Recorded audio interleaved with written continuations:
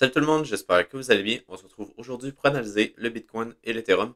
Je vais aussi vous montrer en gros le trade que j'ai pris sur l'Ethereum dans les dernières minutes, qui se passe plutôt bien pour le moment. Puis le setup, sincèrement, il est très très clean. Donc n'hésitez pas à aller checker ce bout au moins de la vidéo, parce que sincèrement, le setup pour de vrai, on peut après ça le répéter plusieurs fois comme que je vous montre souvent.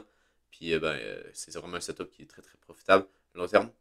Donc, sinon, si on regarde la map générale, on peut voir qu'on est assez bullish, surtout sur les gros altcoins du top 100. On peut voir qu'on est à peu près à 20% sur la plupart d'entre eux. On a l'injective à 17%. Bon, là, il y a le Jupiter qui vient de disparaître, mais il était à quelque chose comme 25% de gain aujourd'hui. Donc, c'est assez impressionnant. On peut voir que hier, par exemple, on a eu l'Ethereum qui a pump. Puis là, on peut voir qu'on a un petit peu de rotation de l'Ethereum vers les altcoins. Ça ne veut pas dire que ça va être la grosse altcoin season, donc sans l'Ethereum, mais plutôt les high cap. Je pense que c'est juste une petite rotation plutôt locale. Là. Je pense qu'après ça, on va avoir encore l'Ethereum qui va bien pump, qui va continuer à surperformer le Bitcoin. Puis après ça, juste après ça, ça va être les altcoins qui vont bien performer. Donc je pense que ça ici, c'est vraiment juste un avant-goût de ce qu'on va voir dans les prochains mois. Donc en gros, si on va voir le Bitcoin, on peut voir qu'en 1 heure, on voit qu'on a une très très grosse correction ici. Là, on est venu chercher les lows, c'est juste là. Donc c'est assez classique. En gros, qu'est-ce qu'on est venu faire ici? C'était une mèche de liquidation. Après ça, on a eu une deuxième mèche qui est venue chercher juste au-dessus de la mèche de liquidation.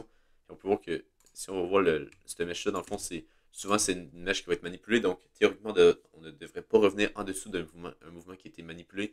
Donc ici, on peut voir qu'on a eu notre mèche de liquidation. Puis qu'est-ce qu'on peut voir, c'est que cette mèche-là de liquidation, on n'est pas venu chercher l'autre mèche. Donc on n'est pas venu chercher celle-ci, on est plutôt venu chercher celle-ci. Donc c'est assez bon, ça veut dire que le marché est toujours très bullish. Puis on peut voir également avec la structure qu'on fait là, on pourrait peut-être venir chercher des niveaux ATH aujourd'hui. Donc pourquoi que je vous dis ça, c'est qu'en gros, si on va en 15 minutes, qu'est-ce qu'on a eu ici, c'est que en gros, on avait deux possibilités ici. C'était soit qu'on revienne chercher cette zone-là avant de pump, ou qu'on vienne directement pump et qu'on vienne chercher la liquidité qu'on a accumulée juste là. Donc hier, justement, j'ai tenté un trade, puis il était plutôt intéressant. C'est qu'en gros, qu'est-ce qu'on avait ici, c'est que on avait un nouveau plus haut juste là. Après ça, on est venu redescendre dans la zone de rechargement de longue. Après ça, qu'est-ce qu'on peut voir, c'est qu'on est venu chercher la petite mèche ici. On peut voir qu'on est venu une première fois. Une deuxième fois, on a créé des equal low. On est venu liquider. On est venu faire un nouveau plus haut. Donc, en gros, ici, on avait notre inversion de structure juste là. Donc, un nouveau plus bas. Après ça, un nouveau plus haut. Après ça, qu'est-ce que j'ai fait, c'est que, en gros, ici, moi, je suis rentré, je suis pas rentré avec les fibos, je suis plutôt rentré avec, si on va en 15 minutes, juste là, en gros, je suis rentré avec la petite zone de Farewell Gap juste là. Donc, je suis rentré à peu près ici. Après ça, j'ai mis un stop loss en dessous de ce plus bas-là. Puis, je targetais les highs qu'on avait là. Donc, la liquidité qui était juste là. Le seul problème, c'est que j'ai fait une erreur parce qu'en gros, on peut voir que le trade aurait fonctionné. Le seul problème, c'est que j'ai managé beaucoup trop agressivement. Puis en gros, ici, qu'est-ce que j'ai fait, c'est que quand on a eu ce rebond-là, j'ai mis mon stop loss en dessous de ce plus bas-là. Puis après ça, on peut voir qu'on s'est fait stop loss. Puis même après ça, on est venu consolider un petit peu durant la nuit, mais on n'est jamais venu chercher mon stop loss pour après ça repartir puis venir faire des nouveaux plus hauts. Donc ouais, c'est vraiment une erreur de ma part sur celle-là. J'aurais pas dû venir manager, puis j'aurais eu un 2 heures. Mais bon, ça l'arrive là, c'est juste que j'aurais dû, comme que je vous disais, ne pas manager mon trade. Puis qu'est-ce que j'aurais dû voir aussi, c'est que en gros, c'est que ce rebond-là qu'on a eu juste ici, on était venu créer une petite poche de liquidité juste là. Donc, j'aurais dû attendre qu'on vienne minimalement chercher ces lots-là. Puis on peut voir qu'on est venu, on est revenu encore une fois les chercher. Donc, on avait pas mal de chasses de stop loss cette nuit parce qu'en gros, on est venu chercher deux fois la poche de liquidité, mais on n'est jamais venu chercher le mouvement juste là, qui était vraiment un lot qui devait être protégé parce que si jamais on cassait ce lot-là, on devrait venir chercher pas mal plus bas, puis venir chercher par exemple la mèche qu'on a là, puis la zone de faire le gap en 1 heure que je vous parlais. Mais pour le moment, ça semble plutôt bullish. Puis j'imagine que mon trade également sur l'Ethereum doit bien se porter avec le Bitcoin qui est aussi bullish. Donc, ouais, bon, justement, c'est ça. L'Ethereum, il est assez bullish en ce moment. On peut voir que c'est le trade que j'ai pris. Je vais passer en 15 minutes, ça va être mieux. Donc, qu'est-ce qu'on a eu sur l'Ethereum? C'est qu'en gros, on a eu la même chute que sur le Bitcoin. On est venu chercher, si on va juste là, on est venu chercher encore une fois, comme sur le Bitcoin, la petite mèche juste après la mèche de liquidation qu'on a vue. Après ça, on a un beau rebond. Puis qu'est-ce qui est intéressant, c'est que si on va en 12 heures, on peut voir qu'on est plutôt en 4 heures. On peut voir qu'on est venu rechercher la zone de faire le gap en 4 heures. Puis quand on est bullish, qu'est-ce qu'on vient faire, c'est que par exemple, on vient faire un mouvement haussier. Après ça, on va consolider un petit peu. On va venir chercher la zone de faire le gap, on va directement partir. Donc je pense qu'ici, on est vraiment sur ce scénario-là. Donc on est plutôt sur quelque chose comme un mouvement haussier. on latéralise un peu pour après ça repartir, puis on vient chercher en même temps la petite zone de Farrell Gap juste là. Donc pour moi, ça semble assez bullish. Puis ben, en gros, pourquoi j'ai pris le trade de ce matin, c'est que, en gros, ici, on peut voir qu'on est venu chercher la zone de Farrell Gap en 30 minutes, après ça, en 15 minutes. On peut voir même en 5 minutes, je pense. On est venu chercher, encore une fois, la petite mèche juste après la mèche de liquidation. Donc on peut voir juste là. On peut voir même ici peut-être une petite inversion de structure. Donc un niveau plus bas, puis après ça, un niveau plus haut, juste là. Donc c'est tout, c'est assez clean. Après ça, on vient faire un rebond, on vient faire une inversion de structure en 5 minutes, juste là.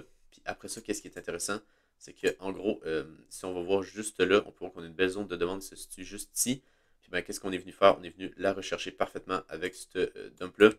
On peut voir également qu'on a accumulé de la liquidité en dessous de ces plus bas-là. On est venu la chercher une première fois, une deuxième fois. Puis là, qu'est-ce qui est intéressant, c'est que sur cette première fois-là, on n'est pas venu faire de nouveau plus haut. Donc ici, c'était pas intéressant pour tenter un long. Tandis que ici, c'était beaucoup plus intéressant. Parce qu'en gros, on peut voir qu'on est venu faire un niveau plus haut. Puis moi, je suis simplement rentré sur la zone de Fairview Gap en 5 minutes juste là. Puis ben, je target des niveaux plus hauts. Donc là, on peut voir qu'on a un petit rejet pour le moment, mais c'est pas si grave. Là. Ça reste qu'on a créé des equal high avec ces high-là.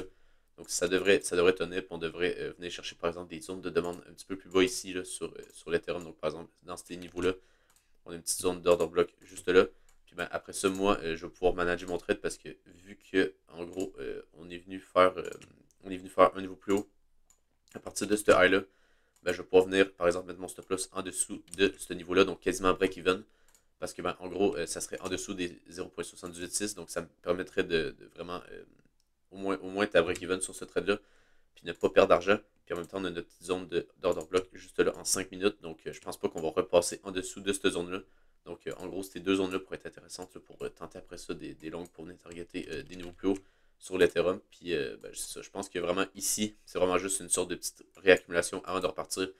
Puis ben, je pense que j'ai vraiment un bon trade, une bonne entrée, puis qu'on pourrait très bien venir chercher les highs juste là, vu qu'on est venu créer de la liquidité là en même temps. Si on regarde ici, on peut voir qu'on a fait un high, puis on est juste pas encore, on n'est pas encore venu chercher. Donc par exemple, si on aurait fait quelque chose comme ça ici, ça aurait été beaucoup plus bearish. Mais bon, pour l'instant, on n'a pas fait ça, donc on laisse de la liquidité juste là. Donc pour moi, ça semble assez bon pour avoir une tendance qui continue. Donc maintenant aussi, je voulais vous parler du Rarible. Donc en gros, c'est une plateforme de NFT. Et moi, je voulais vous parler du graphique parce qu'il est très très clean. En gros, on peut voir que ici, qu'est-ce qu'on est venu faire? C'est qu'on est venu faire clairement une grosse déviation ici. Là. Donc on avait un niveau de support juste là. On est venu le casser, puis on est venu vraiment faire après ça une grande déviation ici. Donc c'était vraiment le moment pour accumuler du rare. Après ça, on peut voir qu'on est venu faire un niveau plus haut. On est venu revenir sur la zone de pivot juste là. Puis après ça, qu'est-ce qui est intéressant, c'est qu'on est venu faire une petite déviation en délit juste là. Après ça, on est venu faire une deuxième déviation. Donc moi, j'en ai pris un petit peu ici là, sur la déviation quand on a eu en même temps le flash crash du Bitcoin. Donc c'est ça. Pour le moment, ça semble plutôt bullish. Puis ben, je pense qu'ici, on pourrait venir clairement chercher ces highs-là, qui sont en gros des equal highs. Donc c'est un petit peu comme sur l'Ethereum que je vous montrais qu'on avait des equal highs qu'on pourrait venir chercher. Donc c'est un petit peu la même chose. Puis sinon, ben, on pourrait avoir un ATH, ça dépend, j'ai pas regardé si ça ferait du sens d'avoir un ATH pour ce projet-là. Mais j'ai simplement regardé le graphique, je me suis dit que ça semblait assez bon pour venir chercher ce niveau-là. Puis ben, après ça, on verra si jamais on est vraiment bullish, pourquoi pas venir chercher un nouvel ATH au 4$. Donc ça ferait quand même une très belle performance vu qu'on est au 15 cents. C'est un petit peu la même chose sur le Blur. Donc en gros, j'en ai également pris un peu parce que on peut voir que en gros, c'est un projet qui a vraiment énormément de volume. Là. Donc on a plus de volume que par exemple sur OpenSea. Ils ont la majorité des volumes des NFT. Puis d'après moi, les NFT vont revenir. C'est juste que pour l'instant, c'est assez calme. Là, mais pour l'instant, je pense que c'est vraiment le but, c'est juste d'en accumuler parce que ce genre de projet-là devrait bien performer durant le bull run. Puis ben, on devrait avoir un beau pump là, par la suite, à mon avis, pour qu'on est venu faire un nouveau plus haut. Juste là, après ça, on est venu chercher. En gros, ici, on a une mèche qui était assez importante. On est venu chercher les lots juste là. Mais pour de vrai, c'est pas tant grave que ça. Ça reste que on est resté dans notre structure qui était haussière parce qu'on a clôturé quand même ici. Donc, c'est pas si mal. On est même venu clôturer dans notre zone de demande en 12 heures. Donc, pour l'instant, on a vraiment de l'air à tenir cette zone-là. Puis, ouais, pour moi, tant que ça ici, ça tient, on devrait clairement venir chercher des niveaux plus hauts juste là. Puis, venir chercher pas mal plus haut sur le blur durant le bull run. Puis, venir chercher des targets genre les 1$. Je pense que c'est assez faisable durant les prochaines semaines. On a également le JUP qui est venu faire un niveau plus haut juste là. Pas par rapport à cette mèche-là, mais par rapport à, en gros, si on va voir qu'il y a eu le listing, on avait clôturé ici en 4 heures pour pouvoir qu'on est venu faire un niveau plus haut juste là. Donc c'est assez clean là, sur sur le Jupiter, qu'est-ce qu'on est venu faire. Puis en gros, je vous en parlais quand on était ici. Donc moi, j'en avais pris juste là. Puis ben, en gros, qu'est-ce que je vous disais, c'est que on avait eu ce niveau-là, là, que si vous vous rappelez, je vous disais si on le cassait, on devrait plutôt venir faire une genre en gros, qu'est-ce qu'on vient faire souvent dans les listings, c'est qu'on a deux options, soit qu'on vient pump, on vient faire une petite correction pour après ça faire une petite accumulation pour après ça continuer à pump, ou on a le listing, plutôt que comme ça ici. Après ça, ça rebondit un peu, mais finalement, on n'a pas assez d'acheteurs, puis on a, je sais pas moi, des tokens qui sont unlock, puis là, ça fait qu'il y a beaucoup de pression vendeuse. Fait qu'est-ce qu'on vient faire? C'est qu'on vient faire un genre de grosse accumulation ici, avant de repartir.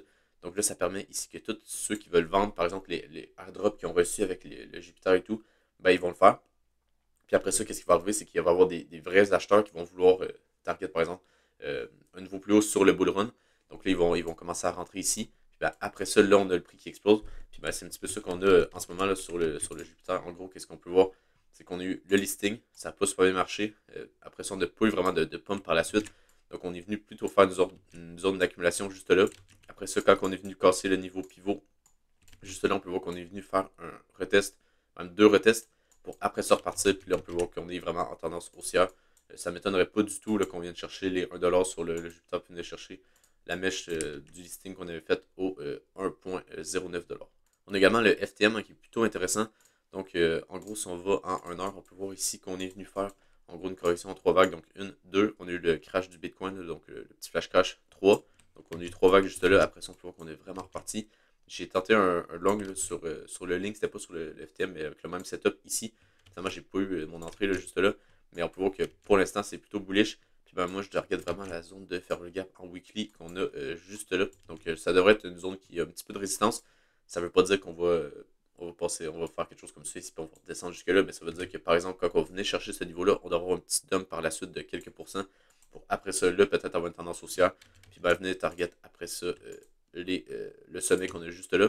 Donc, pour moi, c'est assez faisable de faire quelque chose comme ça ici. Donc, on a un petit peu un ralentissement du cours pendant quelques semaines avant de repartir. Puis, ben, de venir chercher les squalas qu'on a là, également à ce niveau-là, qui est plutôt intéressant. Donc, ça va être à surveiller. Mais pour moi, ici, à peu près toutes les dips qu'on va avoir sur le FTM devraient être bons pour être rachetés. Puis, ben, pour moi, ici, ce lot-là devrait être protégé. Donc, on ne devrait pas venir chercher en dessous de ce plus bas-là. Même celui-là ici, ça se peut qu'on ne revienne pas. Mais ça reste qu'ils sont un petit peu de liquidité qu'on a accumulé. Donc, par exemple, faire quelque chose comme ceci. Après ça, on va faire un petit dump plus conséquent pour après ça repartir. Ou même peut-être venir faire quelque chose comme ça ici. Pour après ça, encore une fois, venir chercher les highs que je vous parlais plus haut. Mais je pense que ouais, les dips sur le FTM devraient être achetés assez facilement ici, là, dans ces niveaux-là, pour après ça avoir une consommation haussière. Personnellement, je vais regarder également cette petite zone de demande-là qui a vraiment causé, en gros, le mouvement ensuite qu'on a eu juste là. Donc, on est même venu faire un nouveau plus haut. Donc, ici, si jamais on a une petite dip, on pourrait très bien tenter un long ici pour après ça venir target la faire le gap weekly qu'on a juste là. Donc, sinon, on peut voir que sur l'order flow du Bitcoin, on peut voir qu'on est venu chercher les highs juste là. Donc, pour l'instant, on a quand même pas mal de rejets sur ce niveau-là. Mais ça reste que ouais, ce l'order flow n'est pas ultra bullish dans le sens qu'on a un petit peu d'open interest qui augmente ici. Mais on peut voir également qu'on a les funding qui augmentent. Donc, ce que j'aimerais voir, ce serait plutôt l'open interest qui augmente, les funding qui diminuent pendant qu'on a ce genre de mouvement-là. Là, ça serait très très bullish. Puis on pourrait venir target un nouvel ATH. Mais pour l'instant, c'est pas ce qu'on a. On a plutôt des positions en long qui s'ouvrent ici. On a également les spreads qui augmentent un peu. Donc, ouais, c'est pas incroyable. Le seul point positif, c'est qu'on a beaucoup d'achats en spot. Donc, si ça continue comme ça, on pourrait clairement continuer notre tendance. Même si les fundings sont pas, même si ce côté-là, donc l'open interest et les fundings sont pas incroyablement bullish, ça reste que pour le reste, c'est assez bullish. Sinon, ben, pour ce qui est de l'Ethereum, on a un petit peu la même chose. Donc, en gros, ici, on peut voir qu'on a en gros les fundings ici qui augmentent légèrement avec l'open interest qui augmente aussi un petit peu. On peut voir qu'on a une petite chute juste là d'open interest, mais c'est pas incroyable. Ça reste que on va voir qu'est-ce qui va se passer. Ça va être surtout avec le Bitcoin. Là. Donc si le Bitcoin fait un nouveau plus haut, l'Ethereum va sûrement suivre. Mais sinon, ben, ça va rester à voir qu'est-ce qu'on a ici parce que c'est pas non plus incroyable comme que je vous disais avec le Bitcoin puis l'Ethereum non plus. C'est pas fou. Puis on a beaucoup moins d'achats spot sur l'Ethereum, donc ça c'est tout, ça à regarder. Sinon, on peut voir que sur le Bitcoin, on est venu chercher quand même pas mal de liquidités juste là. Donc, on est venu chercher les highs. Après ça, ça va rester à voir si on continue et on vient chercher toute la liquidité qu'on a accumulée là. Ou si on vient chercher ça ici en premier, puis la zone de faire le gap comme que je vous parlais. Mais ouais, ça va rester à voir parce qu'ici, c'est assez dur de voir qu'est-ce qui va arriver avec la petite volatilité qu'on a à court terme. Sinon, on peut voir également qu'on a quand même, on est quand même venu chercher pas mal d'ordres de vente juste là sur le Bitcoin. On peut voir qu'on en a quelques-uns ici là, qui pourraient protéger le prix vers les 66 000$. Donc, vers les 66 000 ou même les 65 800, ça pourrait être un niveau qui est intéressant pour peut-être tenter des longues, vu qu'on a un petit peu d'ordre en limite, se sont positionnés juste là. Mais ça va rester à voir parce qu'on peut voir également que si jamais on casse ce niveau-là, ben après ça, on n'a pas grand-chose plus au sud, là, donc ça va être à regarder. Mais si jamais on a un petit dip ici, ça pourrait être intéressant de plutôt recharger vers ce niveau-là. Ici, je trouve que c'est un petit peu tôt. Donc, ben, si vous avez aimé la vidéo, n'hésitez pas à vous abonner sur Twitter et sur YouTube. Sinon, ben, je vous souhaite une bonne journée et on se retrouve pour une prochaine vidéo. Bye!